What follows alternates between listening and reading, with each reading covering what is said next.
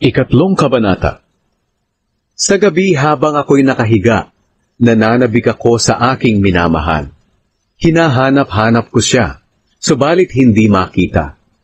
Kaya bumangon ako't nilibot ang lungsod, mga lansangan, at mga liwasan. Hinanap ko ang aking mahal, pero hindi ko siya makita. Nakita ako ng mga gwardya na naglilibot sa lungsod.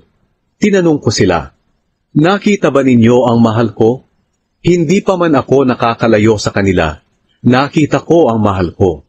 Hinawakan ko siya ng buong higpit at hindi binitiwan hanggang nadala ko siya sa bahay ng aking ina, doon sa silid kung saan ako nabuo.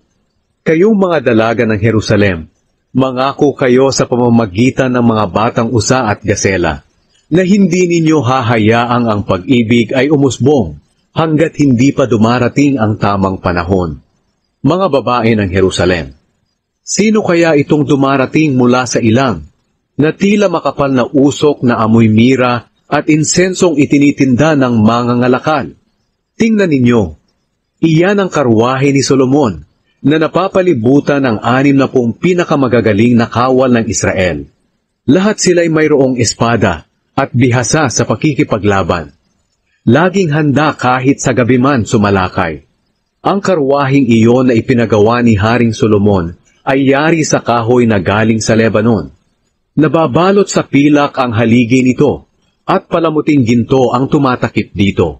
Ang kutso ng upuan ay binalot sa telang kulay ube at mga babaeng taga-Jerusalem ang nagpaganda ng loob ng karwahe. Babae, lumabas kayong mga dalaga ng Jerusalem, at tingnan ninyo si Haring Solomon na may korona. Ipinutong ito sa kanya ng kanyang ina sa araw ng kanyang kasal, ang araw na buong puso niyang ikinagala.